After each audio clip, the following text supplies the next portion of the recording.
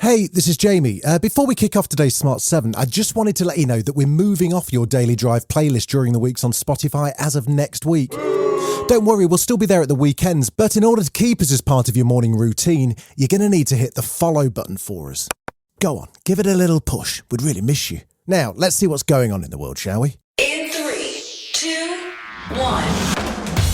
7 things you probably didn't know you need to know. I'm Jamie East, and this is the Smart 7. Good morning, everybody. It's Thursday, the 23rd of September, and it's International Day of Sign Language. And a big happy birthday to Julio Iglesias, Bruce Springsteen, Sherry Blair, and Anthony Mackie. 7.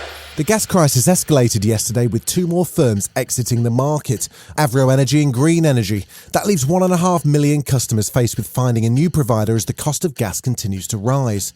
Meanwhile, the government's paid tens of millions of pounds to kickstart the production of carbon dioxide so we don't run out of food.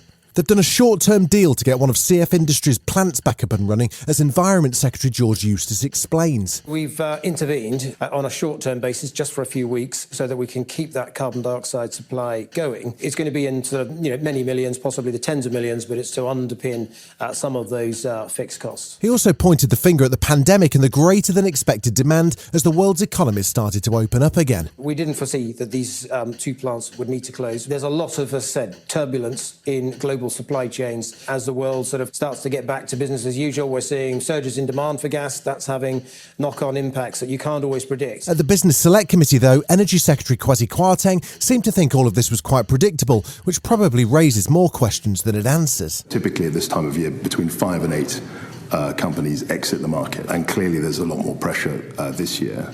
And we've anticipated the spike in price because we could see it in the summer.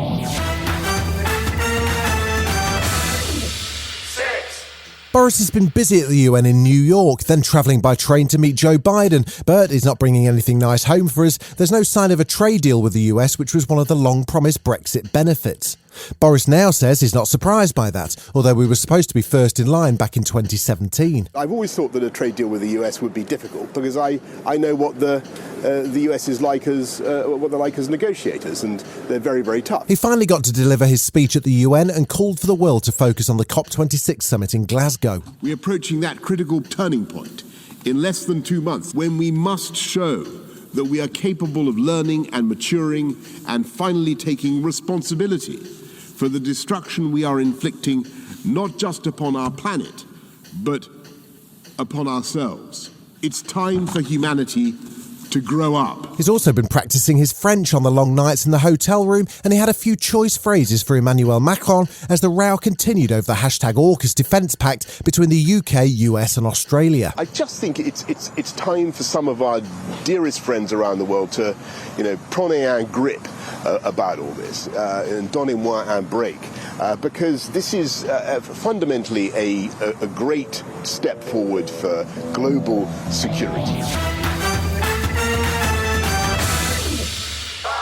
There were 34,460 new cases of COVID-19 in the UK yesterday, with 166 additional deaths announced. In the United States, Joe Biden spoke at the UN COVID summit to introduce a new European-US COVID vaccine partnership and insisted that global leaders should be donating, not selling vaccines to lower-income countries, and that those donations should have no strings attached.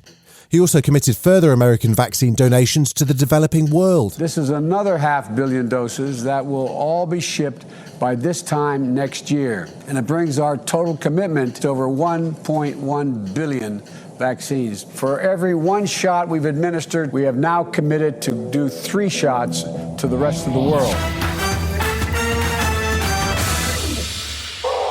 Social media has been full of extraordinary footage of the volcanic eruption in La Palma on the Canary Islands. Dramatic scenes as lava rumbles through houses and splashes into swimming pools have caused fear and anxiety as the lava flow continues downhill towards more densely populated areas. We'll have more on the science of volcanoes on this Sunday 7, by the way. The Cumbra Vieja volcano has continued to erupt, and local tour guide Jonas Perez, who's already been evacuated from his house, says people on the island are terrified. Today has been really active, really explosive, really loud.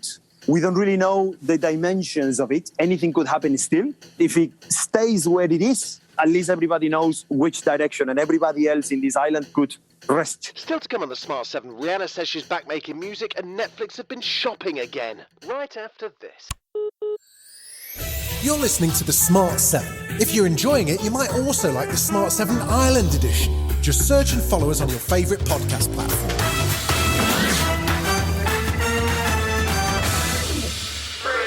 There were 6 more games in the third round of the Carabao Cup last night, with some more Premier League clashes, including Wolves taking on Spurs and Man United playing West Ham for the second time in 4 days. Arsenal beat AFC Wimbledon 3-0, Brighton knocked out Swansea 2-0, Leicester beat Millwall 2-0 and 2 games went to penalties, with Chelsea beating Aston Villa and Spurs beating Wolves. Man United lost to West Ham going down 1-0 and are out of the Carabao Cup early, having reached the semis twice before under Ollie. He was putting it all down to a slow start. Poor start, slow start again, and that needs addressing. I think we've addressed that a few times in the league as well, but we started slowly. They got the goal, and after that I thought we played well for long periods. She's been pretty busy building a billion-dollar empire, but there's good news. Rihanna hasn't forgotten about the music. She was out and about promoting her latest Savage X Fenty show, and she stopped to chat about her next album. You're not going to expect what you hear. I'm really experimenting, and music is it's like fashion. You should be able to play. I should be able to wear whatever I want, and I treat music the same way. So I'm having fun. And it's going to be completely different. I'm hearing an album of Right Said Fred classics set to ukulele. No? They've gone and bought themselves a golden ticket. Yep, Netflix has just done its biggest acquisition so far. They've snapped up all of the rights to the works of Roald Dahl. The streaming company already has 16 properties under license and projects in development, including a Taika Waititi TV version of Charlie and the Chocolate Factory. Come with me, and you'll be in a world of pure imagination. But much like Veruca Salt, they couldn't resist gobbling up the lot. The family of Roald Dahl say that some of the funds will be used to set up a charitable trust to support charity partners who tackle children's issues, anti-hate and anti-racism after they apologised last year for the author's anti-Semitic remarks. In the meantime, for any other streaming platforms that were hoping to get in on the action... You get nothing! You lose! Good day, sir! This has been The Smart 7. Wherever you're listening, do us a favour and hit the follow button. We'll be back tomorrow at 7 a.m. Have a great day. Written, produced and published by Daft Doris.